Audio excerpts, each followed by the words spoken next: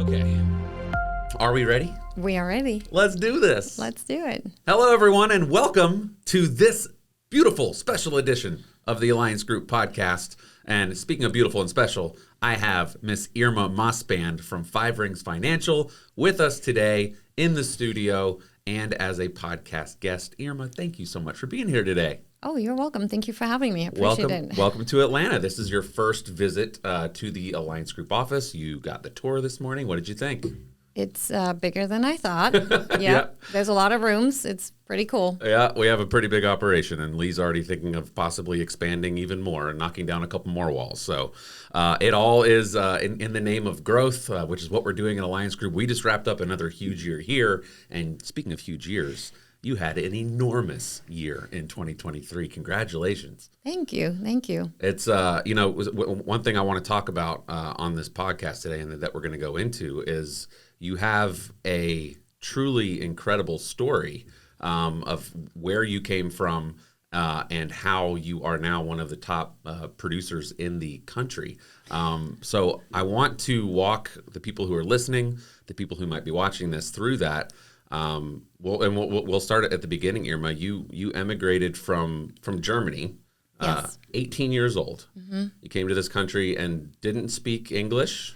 Barely Spoke just a little bit of English. Basically, the equivalent of a ninth grade education. You're here in this country. You're 18 years old. Obviously, a very tender age.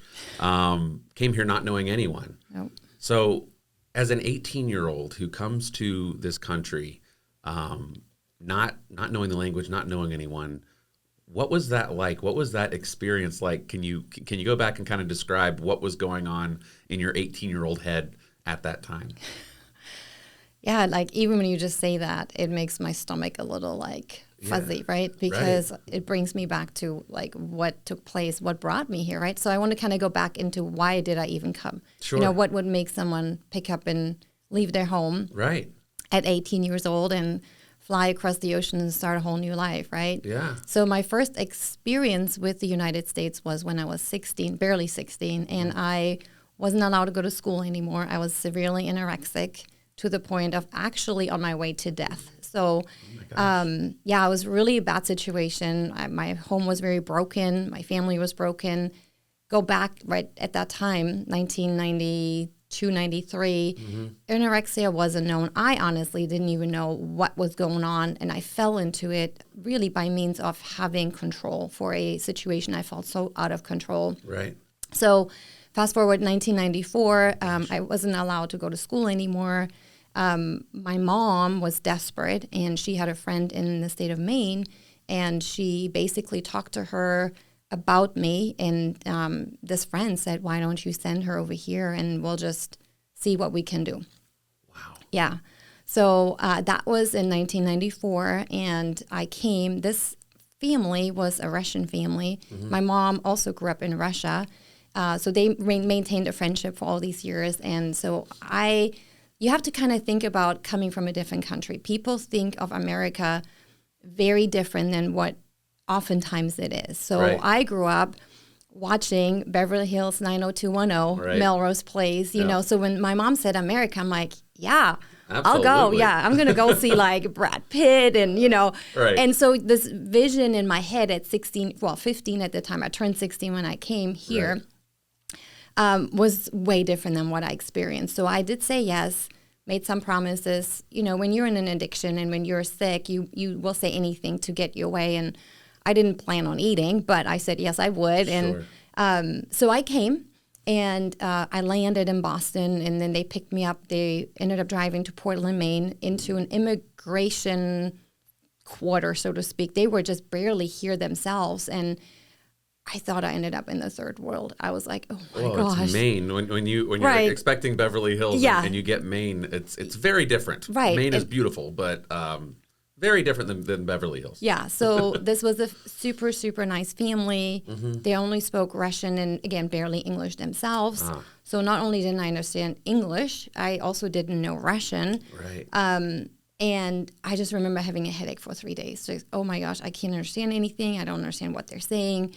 I was super, super depressed. But They were super nice, super sweet. And fast forward a month later, when I decided to stay for the summer because I enjoyed myself, I met my now husband back then. So it's a crazy, crazy, crazy story. And I don't want to go into all the details, but he said, he was 23 years old at the time. I was 16. He said, God gave him a vision when he was a young boy of this girl, and he said, when I saw you, that just became that matching mirror to this vision. And he knew back then that I would be his wife one day, and I was this broken bird. And so anyways, we met that summer. We ended up losing touch. Actually, we lost touch for over a year through completely miracle. I would say God's hand completely all over it. Reconnected. I came to see him when I was 17, so a year later. Again, barely knew the man, right? He ended up proposing. Wow. And I said yes. So we had to then do paperwork and all of that. I turned 18 in April and moved May 15th. And then July 6th, we were married. Oh, my goodness. Yes. It's like a love story. Star-crossed lovers. That's amazing. Yeah. So now you're 18 years old when you move. Yes. Permanently. Yes. And are you still in Maine at this time? Yes. Okay. Gotcha. Tell me about this. So shortly after you're pregnant with your daughter, right? My son. Your son. I'm sorry. Yes. Notes were wrong there. And your first experience with sales, actually, your mother was in sales, correct? Right. And so your first instinct, as you described it, was, well, if I got to get a job. What can I sell? And your first sales job was Tupperware. So tell me about how you recruited yourself into the Tupperware industry. Yeah, so I've always loved sales. Even back home in Germany, I was into selling jewelry, and I had an entrepreneur mind, I think, from the get-go. As I mentioned, never finished high school, so ninth grade, literally highest education. And when I came to Maine, I'm by nature a social butterfly. My husband is completely the opposite, and so I was craving people. Right. My in-laws love them to pieces. They're not super people focused either. So we were super poor on top of that. My husband immigrated from Russia when he was 19, so also no formal education. Right. So when we got married, he was fixing cars. That was his job, making I think $10, $15, no, $12 an hour maybe. Yeah. Then, we got pregnant. That was my dream of being a mom. And I knew I would never not want to raise my children. So I'm thinking, what am I going to do besides raising my kids? But I want to make some money. And I really wanted Tupperware dishes. We couldn't afford. So I remember when my mom got into sales and she sold everything under the sun, she would get these starter packs, right? Inexpensive. And so I vividly remember opening up the yellow pages and looking for a Tupperware anything. And there was actually an ad in there. Called the ad and got these two ladies showing up at my house. I was, I think, 7 months pregnant. Again, my English super broken. Yeah. No contacts. I don't know what I was thinking. But I wanted to succeed and I wanted to sell. And I learned a really big lesson that I hope people will take away from. I hope there's a few things people will take away, but this one is really important. Don't judge a book by its cover. Right. You see, I really did have a winning heart inside of me, but those ladies didn't see that. They saw my circumstances. They saw an immigrant girl, pregnant, no contacts, and barely spoke English. And so they were very happy to recruit me and sell me this big pack and take my credit card for it. But there was no help. There was no, let's rally together and help you. I showed up at the meetings. I felt alone. There was no one there to hold my hand. I remember asking this one gal that I met through being in sales at Motherhood. So before actually delivering Noah, I worked at Motherhood Maternity. I asked her if she would do a party for me, and she did get her family together. And this is the true story. I stood there, and I think maybe 5 minutes into it, I just started crying because I couldn't come up with the words I wanted to say. And I just stood there, and I just the tears were rolling. And they were all like, let's have snacks. And I'm like, that sounds good. And that was it. That was my experience. And then I just quit because no one was there to teach me, to hold my hand, to walk me through it. Right. But yet I still wanted to succeed, right? Yeah. So yeah, that was my first experience, and it was really hard. That's an incredible story. And again, it kind of it shows how far you've come. It's very surprising for me to hear that Irma Mospan was ever in a situation like that, where it's just, you bombed, right? Couldn't have gone worse. And so many people are tempted to quit. Oh yeah. At that point, right? Once you've hit that, a lot of people, when they have that experience, it's so tempting to just walk away and find something else. You obviously stuck with it, and you've had huge success, especially this past year. So from Tupperware, next you found your next sales role, which was with Creative Memories. Is that correct? Mm-hmm. So Creative Memories, what were you selling there? So Creative Memories at the time was a scrapbooking company, and so it was scrapbooking supplies and stickers and cutters and all that good stuff before digital. Are you learning the digital world? Right? Are you learning the language a little bit better by this point? Or are you, and kind of getting a little bit better at your craft, right? Well, yeah. So I mean, I had my kids. I still was not super. I didn't have any friends. Mm-hmm. There was one lady that became my absolute best friend still to this day. Her name is Mary Darling, and she invited me to a scrapbooking party. Mm-hmm. I was 9 months pregnant with Leia, so my second. Mm-hmm. And I was so excited that I was invited. Like, it was like the highlight of my whole, I'm like, oh my gosh, I was invited, Wow. So because it's really hard, like people don't realize how hard it is to come to a country and establish yourself socially. Because people have their lives, they have their families, they have their, and like, why would you care to invite this young girl, to be part of it? But she did. I think she invited all the ladies in the church. And I went, and the party actually cost $10 because the consultant gave up materials, and I thankfully didn't see that on the invitation because I wouldn't have gone because I didn't have the extra $10. Oh. So at the end, she collected the money, and I was like, oh my gosh, what am I going to do, right? So Mary paid for it. And I couldn't order anything. It was like, I loved everything, but I couldn't order anything. And Mary, at the end of the class, said, hey, who wants to scrapbook with me? Like, I would love to do this weekly. And I'm like, I'll do it, She had her sisters there, her friends. No one was really that interested. And I remember the next Tuesday came around, and she showed up, and I couldn't believe it. Like, oh my gosh. Wow. Like, I know it makes me want to cry because she showed up for me. No. And she's actually the reason that I would say, like, she's actually the reason why I am who I am today, because she started to believe in me and to really build me up. She helped me with grammar, and she would correct my English, and she was just so precious. She was there. And when I wanted supplies and I couldn't afford them, she said, why don't you sell it? Like, make some money and sell it. I'm like, sell to who? Like, you already have everything. You're my only friend. Right. But she ended up talking me into giving it a shot. And the story is, I had 3 people at my first party. So she actually lent me the $200 for the startup kit. And I got it, and I practiced. There were words I didn't even know what they meant, but I memorized them, and I would just practice and practice and practice. And I went to the town hall. There was one lady that was super sweet, and she would just be so kind when I register cars and whatnot, and her name was Ruth. And I asked her to come. Took me so much courage to ask. She brought her friend Teresa. I still remember all these names. Yeah. And Mary. So it was 3 people. And I just remember thinking, all I have to do is get them to fall in love with this product and the story so they can book a party and put me in front of more people. And I think that's really the key. No matter what business you start, if you can just wrap your brain around, I got to expose my message and not worry about the sale, right? Right. Like, share your story, connect with the people, figure out a way that they can fall in love with what you're doing, and then expose you to their circle of friends, because that's what happened to me. These 2 girls ended up booking each a party. And from that point forward, my whole focus, like when I would come home, Alex would be like, how much did you sell? I'm like, I booked 3 parties. Yeah. And he's like, how much did you sell? I'm like, I booked 4 parties, right? And that was my whole focus. My focus was booking, booking, booking. And then next thing you know, I mean, I'm at convention.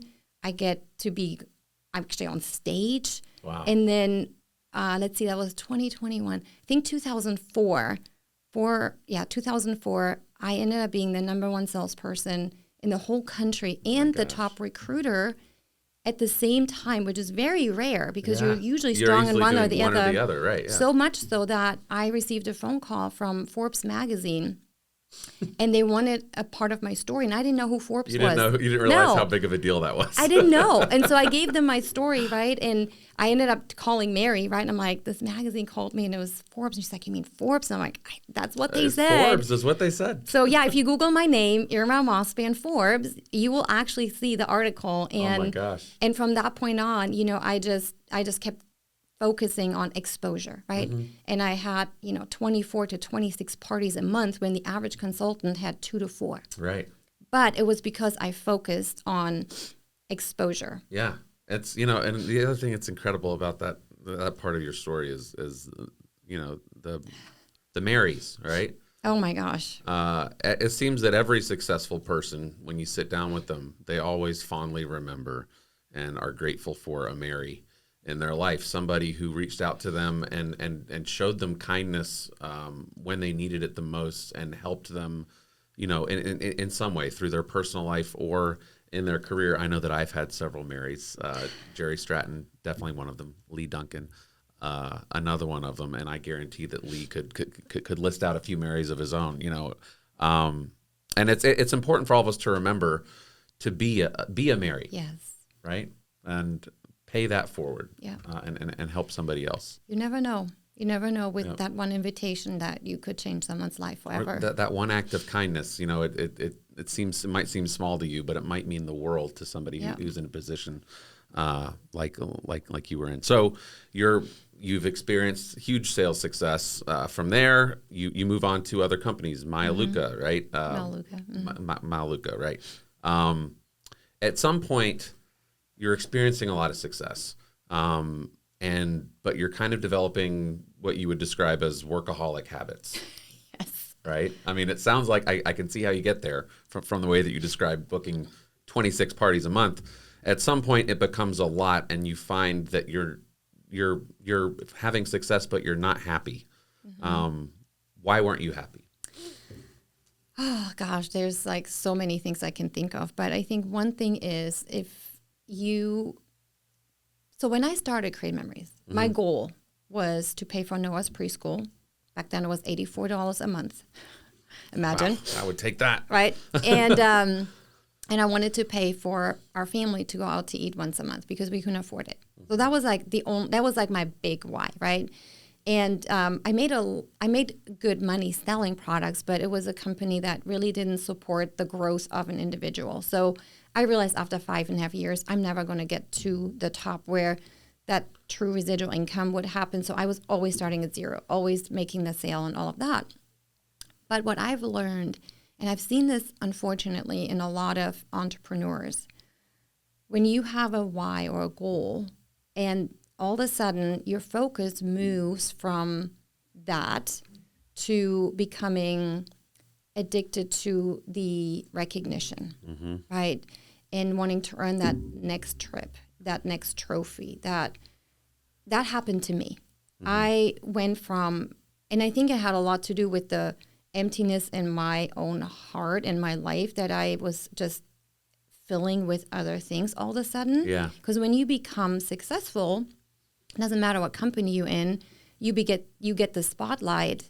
And I think that can do good, but I think it can also do a lot of harm if you're not really settled in who you are, right?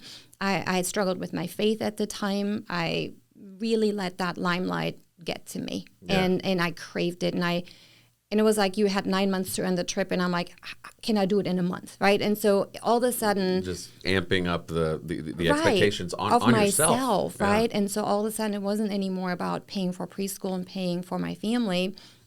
It became, what's the next trophy? What's the next title, right? And what's the next competitor I can beat? And even though I think most people lie to themselves and say, oh, that's not that important. Oh, I'm not going for it. Right. I think if we're all really honest, and if you've experienced success, to some level, we've all gone through that. Yep. And I realized that I was shoving my kids to the side. I know this will make me cry, but it's the truth, and I wasn't like really, I wanted to work from home and I wanted to have this career from home to be a stay-at-home mom, but I really was finding myself actually seeing my kids almost as a bother because I was so wrapped up in the success and you know what I was experiencing through that, and addicted to yes, to the success, to the recognition, to the achievement. yes, Yeah. yes, and I think especially if you have an addictive personality to begin with, and Right. that's definitely something that I have struggled with. It's very easy, even with good things, you can feel that, right? Yeah. And so I remember Exercise and yeah, things like that. all of it. And in 2006, I had my really big faith crisis, I would say, and you know, that's another whole story. But it's where I really just had what I would call my carpet moment, and I fell to the floor, and I just really challenged God to basically show up in my life and prove Himself to me if He's really real. And that really changed my world in a big way, because I started to align again what's my purpose and how He's blessed me with this success, but also don't lose sight of what really matters. Yeah. And that is my children, my marriage, my family. So yeah, and that made me also rethink what do I do with Creative Memories at the time, right? And then I moved into another business. But I had a lot more growth, personal growth, and I had more experience. Yeah. And so that really did help me just change. Yeah. Yeah. Yeah.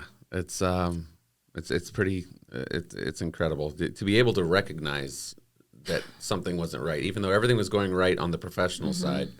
There's that emptiness that can be created when you focus too much on and you get away from things like family.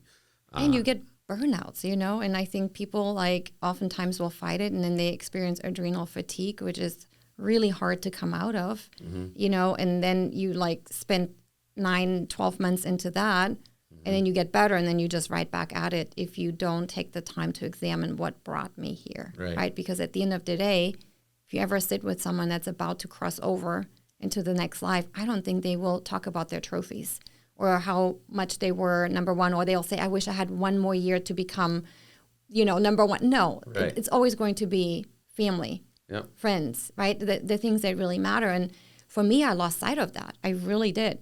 Yeah. So it's I'm glad that you were able to recognize that and to so you do you take a step back at that point and kind of reconnect with family? I know that at this point we're not in Mailuka yet. Am I saying that correctly? Melaleuca. Yes. I was just leaving out a It's syllable. all right. So at some point you move back to Germany, right? With Melaleuca. You're wanting to open. They want you to open a new branch, basically. You have that experience, but you eventually find yourself where you are now, which is McKinney, Texas. Yes. Someone who's been all over. You've been to Maine. You've been to, Germany, obviously, and you find yourself in McKinney, Texas. What is it that you love about McKinney, Texas, that makes you and your husband say this is the place for us? Yeah. So when we moved to Germany to basically help launch Melaleuca there, we stayed for 2 years, from 2012 to 2014. And it was probably the most challenging 2 years of our lives. Our marriage, we actually almost lost our marriage. And again, work and loss of focus and all of that. This is in a way a homecoming for you. I imagine Yes. your expectations might have been like, oh, this might be great. Yeah. And it wasn't quite the experience. I think it was like, because I was still dealing with a lot of hurt from my own past. And I think in my mind, I never really like healed in certain areas. It was like my 18-year-old self came back home, right? And they were my siblings, and now I'm going to have this perfect family. Well, that didn't happen, right? And so anyways, I think for me, it was good that I experienced that, because in my mind, I always struggled with let's move back and let's experience living in Germany. My husband was like, no, this is not where we want to be. And so I did. And it was good in one way, but also very challenging. And I also realized really quickly that in socialism, you cannot succeed the way that you can succeed in a country like the United States.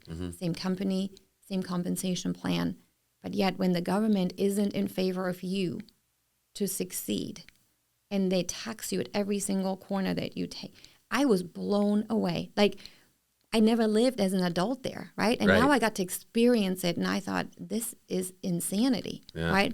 But we stayed. We were hoping really hard that we would bring this opportunity to my family, and we did. We worked hard. We got some success. Our kids loved it. But we knew it was time to go in 2014, and we knew we didn't want to go back to the Northeast. Never liked the cold. So we were actually just talking to one another, and we said, why don't we check out Texas? And so we ended up flying into Dallas. We got it on a rental car, and we just drove around, and we prayed a lot, and we drove through McKinney, and we just like, this feels right. This feels like a safe place. And so here I'm doing this now all over again. Don't know anybody. Just completely. But you have that. But I have a skill set now. Yes. Right. Yeah. Oh yeah, I've got experience now. I have a skill set I developed. And so in the fall of 2014, we settled in McKinney, and start a whole new life there. And you immediately start about the process of networking. Yes. And finding this new sandbox that you're in, right? Yes. So tell me about that. How do you, brand new, don't know anybody, at least you know the language this time. Yes. But how do you start over? And, those experiences that you had before are now informing you as you try to do this again. I imagine you're a lot better at networking this time.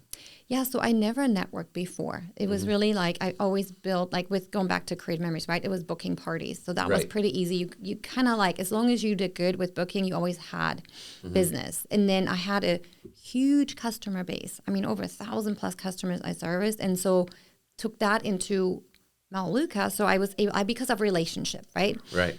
But now I'm in Texas, and I'm like, we literally don't know anyone.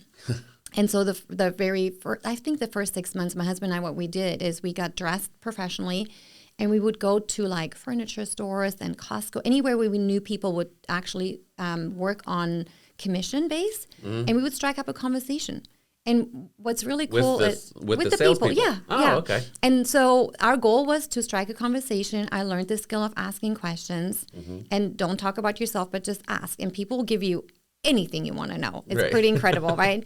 And so we would lead then at the end with, hey, we just moved here. We were shopping around for furniture. We're expanding our business, and we're looking for a certain type of people, motivated, experienced in sales. They want to make an extra $1,000 to $2,000 a month. Do you know of anyone? Well, most everyone goes, well, what is it? I'm like, hey, could we treat you to a cup of coffee and just share with you what we do? And maybe for you, may not be for you, but you may know somebody. No one said no. That's incredible. Literally, we were just like, and every day we would go out, and then someone said, hey, you may want to go to networking group. I'm like, networking group, what is that? Right?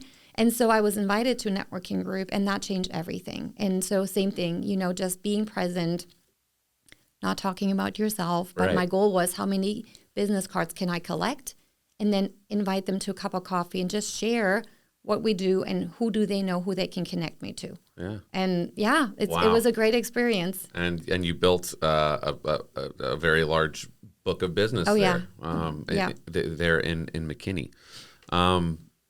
So kind of taking a little side road here, and it was right about this time, you always say you needed to figure out what made your heart beat, and you always encourage your listeners and people who follow you to figure out what makes their heart beat, because you think that is how you find true happiness and overall success, right? So what do you mean by figuring out what makes your heart beat?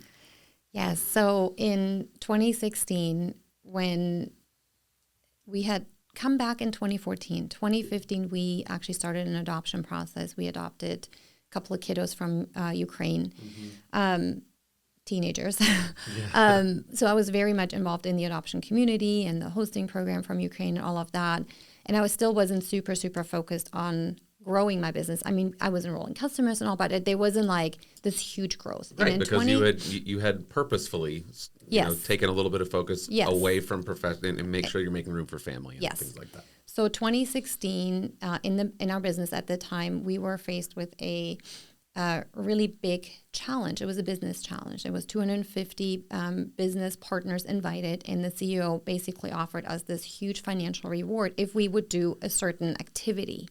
called a Quest Challenge. Quest Challenge, Right. yeah. And I was, my business was pretty flat. I mean, like I said, I maintained, we had great residual income, but it wasn't like at this massive growth. Right. And I knew that if I was to accept this challenge, things would have to change, and I would have to do things a little bit different, actually a lot different. And so by accepting this challenge, I remember so vividly in the hotel room, it was in Colorado, and I just went into prayer because it was scary. Like, you had to perform a certain way, or you had to like pay back your airfare and hotel. I mean, it was really like, it wasn't just like, yay, I want to do this, right? Right. It was like, hey, They asked for some skin. Yes, skin in the game. Yeah. So Alex, my husband, always supported me, always been like, anything you want to do. And this challenge wasn't going to be an easy challenge. Like, it was definitely something like, okay, we got to roll up our sleeves and get to work. And I just remember praying. I went into just the hallway, and I just like, okay, God, like, can I do this again? Am I able to do this again, right? And I had this conversation with God. And I don't know if you've ever heard his whisper and his voice, but it was like we were having a conversation, and I felt him say, listen to your heartbeat. What did I create you for?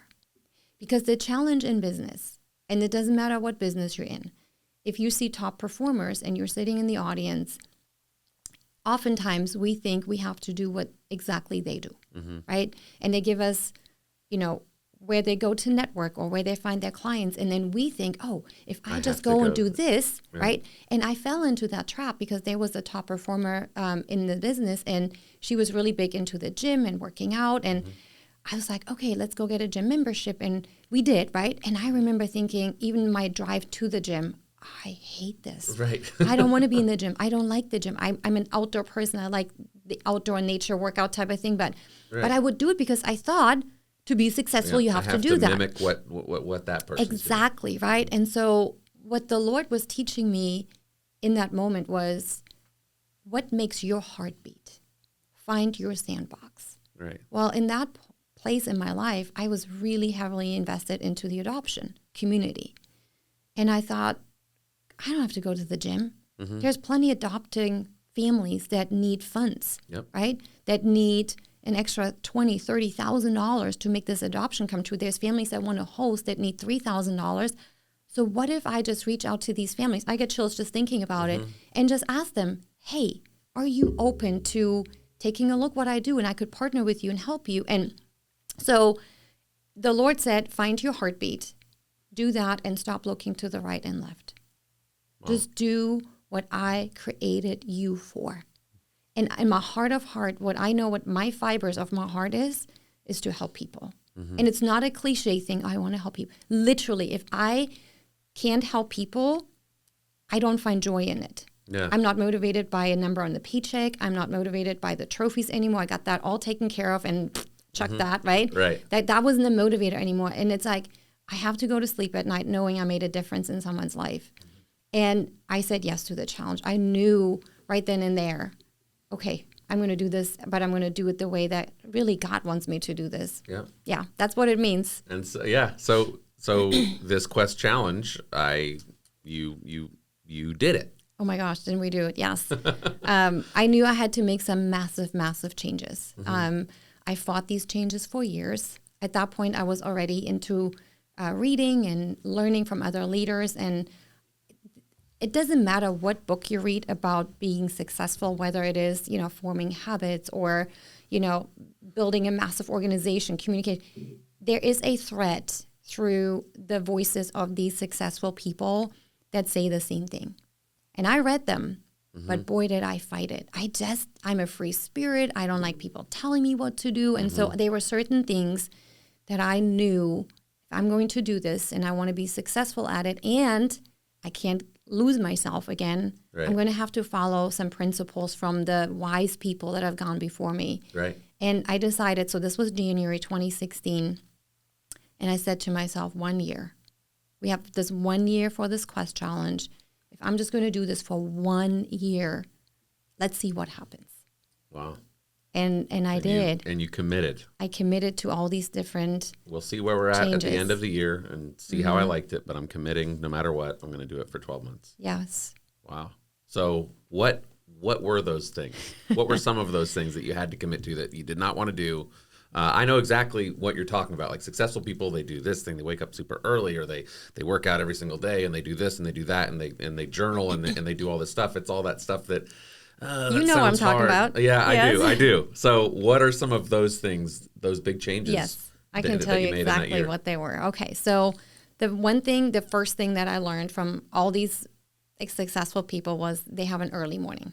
Like I don't think there's a single book I read where they're like, I sleep in and I Right. just start my day whenever I feel like it. We hear about So- the 5 a.m. club and things like that. Yeah. So one thing that I struggled with really bad was hitting the snooze button. I mean, and I thought about it for years, honestly, like I'm going to stop it, right? But I never did. So, and I learned through some of these books, like what you actually need to do in order to form new habits, right? So the very first thing I said, this is it. I'm making a decision that I will never hit the snooze button again. So what was different this time? Number one, I had a reason, right? I had a real purpose, right? You will never change a habit unless you get a real purpose behind it, because as a nutrition practitioner, I studied health in the body. Your brain is wired for comfort. Okay. Over 30% of your calories that are being spent throughout the day go to the brain. And so the brain will fight any change because it will take energy. It wants to go on autopilot as much as possible. You probably don't remember getting dressed this morning and driving into the office. You don't, because like, how did I get here, right? So the brain actually physically wants to preserve as much as possible from energy because it takes so much energy. So anytime you want to learn something new or change a habit, it takes active calories from the to brain. burn, and it creates new neuropaths. So you have to know this before you want to make a change. And a lot of people don't, and they think, oh, I'm such a failure, I can't do it. You have to actually understand what goes on in your brain. So that's number one. You have to have a real purpose for the change, right? Also, you need accountability. I really believe that without accountability, it's almost impossible to make a change. So on my team, I asked on my team call, hey, who wants to quit hitting the snooze button? Who wants to be my accountability partner? This gal, Deanna, said, I'm in. I barely knew her, right? And I said, okay, so we're going to set our goal for what time. For me at the time, it was 5 a.m. And when the alarm goes off, I have to text you, beat the snooze. And then once I do that, I can go back to bed, right? It's an honor system. And she said, okay, I'm all in. And we did. I mean, for months and months. And believe it or not, Sam, I never hit that snooze button again. Not like never, ever, but like, actually, I don't remember the last time I did. I mean, like, I just don't. The other thing you have to do to prep your brain is you have to speak positivity into your new activity. So before you actually go to bed, I would tell myself, I am so excited to get up at 5 a.m. I'm going to be energized. It's going to be a great day. You will not believe that those words carry power. And you actually begin to believe that, and your actions will follow your belief always. Okay? You can also not wait for the emotional part of it to make a change, because you have to have action and emotions will follow. It's a huge, huge part of it, because people wait for the right time when I feel like it.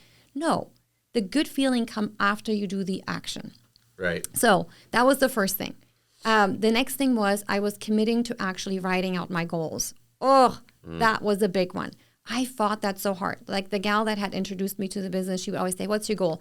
I just gave it to her just to like, these are my goals. Did I write them down? No. Did I look at them? No. It was just words out in the wind, right? So I began to very purposefully write out my goals. Income goal, growth goals. I mean, anything I could think of, write it down. The next thing I did was I decided to become accountable.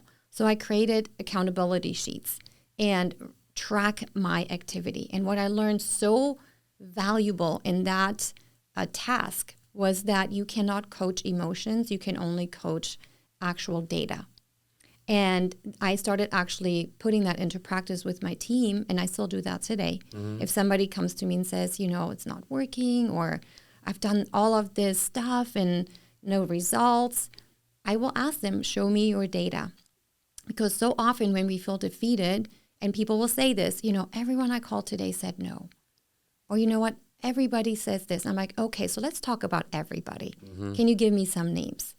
And oftentimes when we break it down to actually data and we take the emotions out of it, Right. it was two people, Right. right? Oh, I worked all day and I got nothing accomplished. Like, okay, did you think about your business or what did you actually do? So let's talk about the data, right? How many phone calls did you make? How many people did you actually talk to? How many rejections did you actually get? Because you can get 10 yeses and you get one no and you think everyone said no, right? Because again, that's where we're wired at. So being very purposeful about data. The next thing I decided to do was calendar my calendar, like do time blocking. Be very, very focused on, and that's something I learned from all these books was if you don't prioritize your family and the things that matter in your life, you will lose them. You will. There's no way people will stick around for a workaholic forever, just like an alcoholic or drug addict is no different. No money is going to keep a marriage together. I decided to follow very closely the Sabbath and really do, again, what I learned in the Bible and not just read it, but say we're going to take off the Sabbath and rest and let my brain refresh and my body refresh and work for 6 days. That was hard for me to do, right? Because I'm by nature a workaholic. Let's see, what else did I do? So accountability, writing out goals, getting up early. Oh, and then be very, very good about my morning routine, meaning I get up that early for purpose, right? So I'm going to get up and I do my prayer and my Bible reading and my gratitude journal. And then I would read for 1 hour a book, a leadership book, a growth book. And then I would take notes from that. And at 8 a.m., I would actually every day coach my team on what I learned. And I did this for, obviously the year, but I've done that for years now. Because the best way for you to grow is to teach, right? Reading is one thing, but then when you actually teach it, more than 80% will retain. Yeah, we say that all the time here, and I 100% agree with that. The best way to learn sometimes is to teach. Right. It's pretty incredible. The other thing that I focused on was physical and emotional wellness. So meaning stop your workday at a decent time and don't just carry it into the night, and then go to sleep at a decent time. People say, and I used to pride myself, honestly, I only need 5 hours of sleep. And I would be up until the wee hours and I realized, again, reading these books and learning about the body, and no, you're actually shortening your life. Like, you might do this, but, the stress factors go up, your health will be challenged. And so I decided I'm not just going to get successful or become successful. I want to live a long life. Yeah. Be healthy. I started to prioritize sleep, which was also really strange for my body. Right. And then I decided to get physically active, like walking, make sure that I have movement and not just sit all day and work and get my body to the point where I'm going to get sick. And then what's the purpose of that? Right. So it's an incredible transformation that you went through. Oh, my word. So at the end of this year, you just carried that into the rest of your life. Well, the crazy thing was coming into the challenge, I was really an underdog. Like I said, we came from a very flat business. I was the first out of the 250 to actually achieve the challenge. We had a year to achieve it. I had it achieved by April. Wow. And then overall for the whole challenge at the end of the year, I came in as number 2. So, and the only thing I changed, because my skill set was already there. Right. I knew how to set appointments. I knew how to present. I knew how to recruit. All that was already there. I'd proven it, right? What I changed was my routine and my commitment to doing it the right way. And so after that 1 year, we had more than doubled our income. We were able to pay for our kids' education, college education. We paid cash for it. The following year, just to continue on my why and figuring out my why, we paid off our mortgage in 11 months.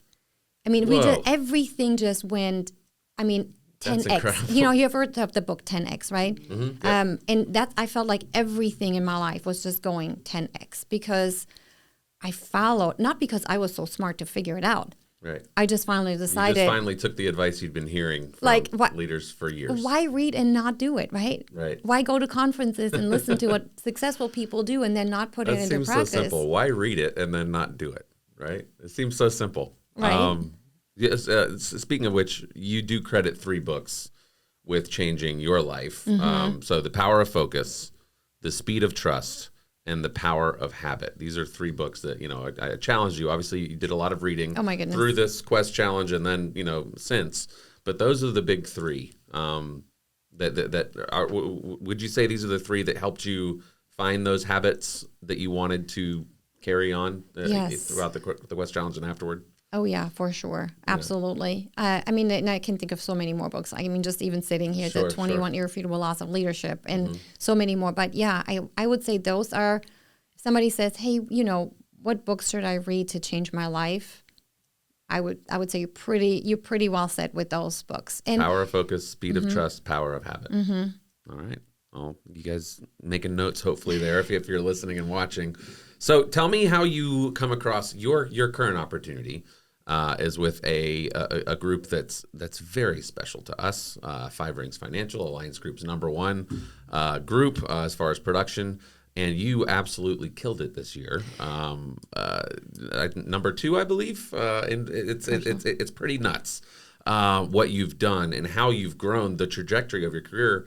How long ago did you come into 5 Rings Financial? And tell me the story about how you got involved with what is now, a company that you are just doing an amazing job with. Thank you.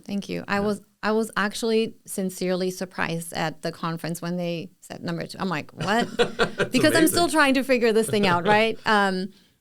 But yeah, so kind of how I was introduced to 5 Rings. Again, being successful, being an entrepreneur, coming though from socialism, communism, poor backgrounds, right? My husband and I were never taught about money. Like, I joke, I say we weren't taught about sex and money, and it's kind of important to teach, Right. the principles of both. Okay. Right. So when I turned 40, this is like almost 6 years ago, I remember just waking up, again, massive success, we're making money, everything is great. And I just remember waking up with this little like pressure on my chest, like, oh my gosh, we're getting older and we don't have a plan. Like, that's all I could think of. We don't have a plan. We don't have retirement. We had like basic life insurance. We always believed in that, but we don't have a plan. And I told, Alex, I'm like, hey, we need to figure this out. What's crazy to me is that in all of my years of being an entrepreneur, I have never had one person approach us about.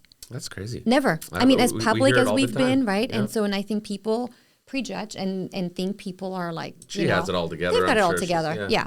So living in the Dallas area, we decided to go and visit financial advisors, and we will sit with anything that is about money. Right. And it's funny, when you start looking for it, they appear, right? It's like when the student is ready, the teacher appears. Right. But what we figured out in that process, and I think we were like 4 or 5 months into it, that we're very conservative when it comes to money. Like, my husband and I are very safe. And so what they projected for us when it comes to like stock market and giving you money to a financial advisor, and they just, do their thing with your money, I did not like that idea. At this point, I'm like, I want to understand it. I want to know, and I want to go into it understanding what's going to happen with my money. Right. So I was a little discouraged, actually, and we're like, maybe we'll just keep the money under the mattress after all, Wow. At this point, like I said, we paid off our mortgage and Yeah. just didn't know what else to do. We were invited to a Money 101 class, and I actually almost didn't go because it sounded so like, Money 101. Okay, we know how to make money, right? This is 5 Rings Financial's seminar. Yes. That they do that teaches people how money works. Exactly. And as the name suggests, the basics. Right. Right. But, and this is the true story, it was a free dinner. We were overdue for a date night. There you go. And we went, right? And we were lucky enough that night Mike Wilk was in town. Oh, that is lucky. Basically started his Money 101. Yeah, Mike Wilk, the founder of 5 Rings, Yes. and the guy that created this Money 101 Yes. presentation that 5 Yes. Rings Financial now does all Phenomenal. over the country. Yeah. So you got a great presenter. we that got a night. great presenter, yes. And so I remember just sitting there very guarded. And 15 minutes into it, no joking, I pinched Alex and I said, I think we found what we're looking for. I got so excited about everything. I never heard of IULs. I never heard of living benefits. I never heard of generational wealth built through insurance. Like, never heard of it. And I'm like, where has this been, right? I mean, they didn't have to ask me to like, you know, or hunt me down for an appointment. I'm like, when can we meet, you know? So we did. It was, so this is like 2018. Yes, 2018. So we end up setting up everything. Our own tax-free retirement account, our kids, new life insurance with living benefits. I mean, and we end up doing actually an estate planning after that. Like, because again, we're just like really in a place of like, let's do this. Let's get all of our ducks in a row. Right. So we did, and we felt good. And that was it. I was like, perfect. If I run into someone, I'll just send them, you know, send them that way. Yeah. 3 years ago, exactly 3 years ago, January, my niece, who was 23 at the time, lost her husband in a tragic car accident. Oh. They had a 4-month-old baby. And, you know, who at 23 plans their life, right? So you can imagine what that looks like. If they had a 4-month-old little boy, and she ended up, you know, having to move back home with her parents. We went to the funeral, and I thought, oh my gosh, you know, what's going to happen to her? Yeah. Her husband had like a minor life insurance, but nothing to set her up for basically going on with her life. 4 weeks later, my husband's cousin, 42 years old, dies of a sudden heart attack, leaves his wife and 8 children behind. Gosh. So we fly to that funeral. And at that funeral, because we were there for a few days, I actually start asking questions to family members like, hey, if this was you, how would, you know, would your wife be okay? And what I found that most of them had no life insurance. And I was like, oh my gosh, this is actually a problem. Yeah. So I remember telling Alex, I think that we need to connect all these people to the 5 Rings education and all of that, and went home and talked to the gal that introduced me to 5 Rings, and she actually said, why don't you become an agent? I'm like, no, I'm already doing my business and I have no desire of doing anything else. Right. But Alex could do this. So I'm like signing my husband up for the task, right? Your husband's like, huh? Yeah. And so like kicking and screaming, he gets licensed, right? And you got to know my husband. Yeah. The most amazing guy, hands-on, not in front of people. Like, he's definitely not your people person. He doesn't like to talk butterfly, people. Right. No. Yeah. Like, God really had a humorous day when he connected the two of us. But I mean, he does it, right? Because he's trying to figure out what to do with his life. And, you know, maybe this is, and I'm like, hey, I hope we can do this together. Right. Well, he has his first appointment with Christina and me right there with them. And after the appointment, I'm paraphrasing, he looks at me and says, I'd rather die than do this. Again, no joke, right? And it's not for everyone. No, and I'm especially if you're not a people person who enjoys talking to strangers. Right, and I'm sitting there like so crushed. Yeah. Because I'm like, what do you mean we're not? Like, no, we're going to do this. Yeah. You know? So I'm like, you have the license. I'll just funnel people through it and we'll just figure this out, right? Right. Well, 3-4 months later, you know, Friving's like, Irma, you know, you really need to get licensed if you're going to be like that involved, right. You know? And I'm like, dang it. So I do. I decide to get licensed because I see the need. Yeah. I mean, like, I'm at this point way sold. Mm-hmm. Like, there's a need here, and this doesn't interfere with my other business. If anything, it complements already what I do. So many people need this basic financial education, and you know, just to start, get those ducks in a row. Yeah. I know so many people have made so much money, and they blow it. They don't know. And thankfully, we didn't blow our money, but still, like, not I wish we only blowing it, but it's all at risk. Yes. You know, and you could spend a little bit of it protecting all of it, right? Yeah. So I basically get licensed. That's in April. It will be 2 years. Mm-hmm. So it's not even been quite 2 years yet. That's crazy. And what I do at that point is, remember what I said early, right? Every single opportunity I went through, I chose to learn and not look back with regret or feeling defeated. And I always take that, okay, now I have another skill and I have another skill. And so that skill set I developed when I went through that Quest challenge, right? Mm-hmm. What I decided to do for myself, I just carried it forward. Mm-hmm. And at that point, they were doing Money 101 like once a month. And I thought, that's not going to happen. Like, right.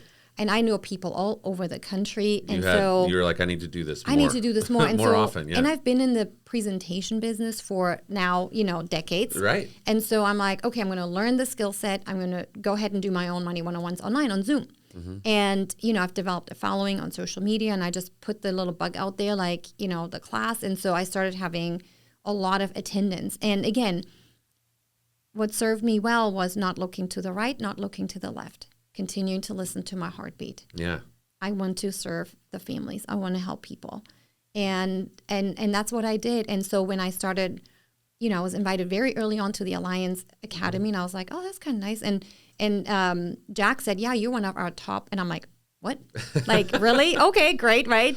So I went, and again, not really being sold into building a career. As a matter of fact, what I loved when I looked at Five Rings, I looked at the compensation plan, and I asked Christina, like, do you have to recruit to make the most money? And she said, no, you can either do it on personal all the way, or you can do recruiting. I'm like, that's music to my ears, because I didn't want to recruit. I just wanted to serve the people. Just wanted to help. I wanted to help, and I wanted to give this opportunity to other families. And so, so I just did, and I just did a lot of it. And I, earned the trip last year with you guys. Yeah. And again, being on stage and all of that. And I was like, okay, this is really strange, right? But I think because I focus on the power of one, which is, scheduling one appointment every day, looking at the daily versus like this massive year, right?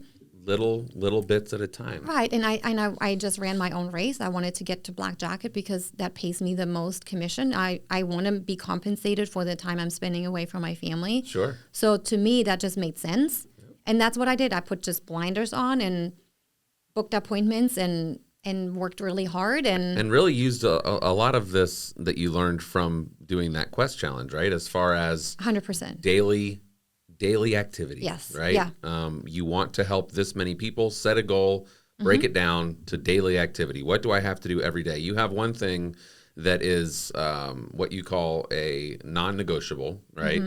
Tell me about your one non-negotiable every day that you have to do no matter what every single day. Schedule one new appointment every day. Just schedule one new appointment. It sounds so simple. It's non-negotiable. Which I think is the key to that, right? It's not like, oh, I tried, but I got a phone call and then I got distracted and then I had a kid practice. So I'll just do 2 tomorrow to make up for it. It is non-negotiable. You do not go to bed until it's done. Right. And if for whatever reason it doesn't happen, because there are days, I have a family, I got grandkids. Sure. There are days where probably today I might not schedule an appointment, although I do have a few that I can follow up with at 2 p.m. There you go. Because I have a break, between 2 and 3. You do. We're going to give her one break today. Right, and I'll report back to you if I schedule it. There you go. But accountability. Right. But for me personally, and this is just, again, you can apply this to any business. And that's why for me it was easy to take the skill set that I chose to learn in 2016 and just transfer it. And I can go to another company and be just as successful. Yep. And I know that because I've developed that skill set, right? You can succeed in any environment you find yourself. Anything, right? And I think that's what, if people really like wrap their brain around that, it becomes you. Like Five Rings is a great opportunity and it's a place for me to become successful, but it's whether or not I take my skill set and apply it, right? Yeah. And I think that's really important when you realize that you have to grow yourself before you can grow a team. Then all of a sudden you know what you need to do. Well, the power of one to me made so much sense. And again, I did that in my other business. If I want to grow my income, which is at the end of the day, why we're all doing this. There's no one here just out of pure charity, right? Right. We all do this because we want a better life. We have goals to reach. And when we get to do that while helping people, that's even more amazing. But if I want to grow my business, I have to have exposure. That's it. I mean, I can be the best presenter. I can be the best closer. But if I don't have exposure, it goes all the way back to your Tupperware days where you weren't focused on making sales. You were focused on booking appointments. That was with Creative Memories. Yeah, right? Exactly. Yeah, Creative Memories. Sorry. Yeah, Tupperware was a flop. But anyways, my point is that also is something you brought up earlier that I want to make sure that we touch on. Is you just said Tupperware was a flop, right? It was a failure, but you don't regret that experience. No. Because that experience is what taught you what you needed to learn to go. You know what it taught me? It didn't kill me.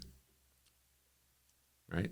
I mean, that moment, I can still see the faces standing there with my big belly with the dish and wanted to say so much, but unfortunately none of them spoke German, right? And so, and if it had been in German, I probably could have done a lot better. Right. But when that happened and I went home that night, I mean, disappointed and all, but it didn't kill me. And you know what? The next day, those gals probably didn't think much more about it. I wasn't the focus of their thoughts. And I think when we realize that we're not all that important, you know, I think we make ourselves the center of the universe so often. And people tell themselves, oh, you know, what is this person going to think? Oh, man, what are they going to think? Right. Why do you care? I mean, honestly, like I'm asking this question, like, you know, right. Why do you care what anybody thinks? If you have an honorable profession, which we do, and we help people, and if someone doesn't see the value, why do you care? Are they paying your bills? Are they writing your resume? Right? Are they writing it? No. At the end of the day, when you're done with that approach, I can promise you, if somebody tells you no, within 5 minutes, they don't even remember they did that. And yet we give them so much power in our brain to talk us off the cliff. Yeah. That's funny. You know, it just doesn't make sense. Yeah. If you can look yourself in the mirror and you can look at your spouse and your family, that's really all that matters, right? Yeah. And so anyways, going back to the power of one, why is that so important?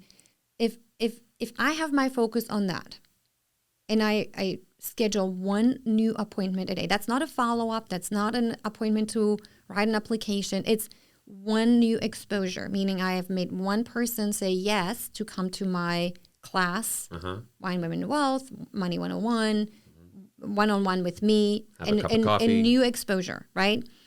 Then I know that my list of pool is just getting bigger, right? The other thing it does when you do that, when somebody reschedules or cancels, which happens, it doesn't throw you off the rail.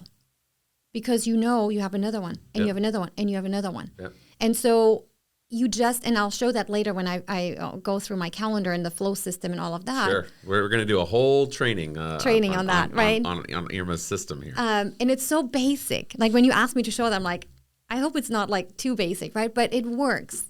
But it comes down to the activity, right? And when you focus on something, it's amazing how your brain will actually lead you in that direction. You call it the power of one, right? One a day.